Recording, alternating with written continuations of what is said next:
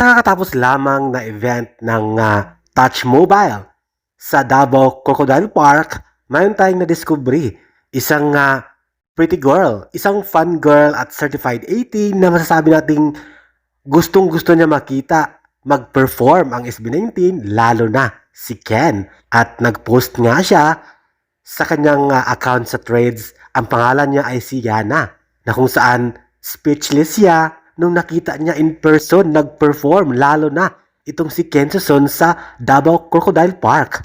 Dagdag pa ni Yana, everyone looks good at siya ang patunay na talagang matatawag na the king of P-pop ang SB19.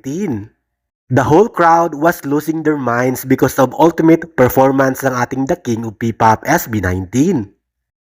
At heto nga ang ilang mga litrato at mga captured at mga stolen shot ang kanyang nakuha mula sa panonood ng Davao Crocodile Park Touch Mobile event with SB19 The King of P-pop, kung saan pinost ni Yana sa kanyang social media account. I don't really know what comes next. I'm just doing my best even though I'm so stressed out.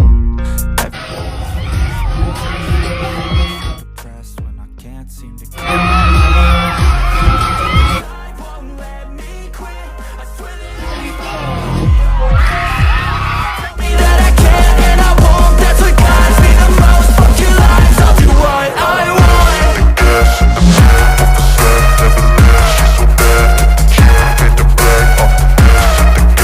Thank you for watching, guys. See you in the next video and update. Please like and subscribe to my channel. Keep watching. God bless everyone, and always remember, be yourself and be a good one.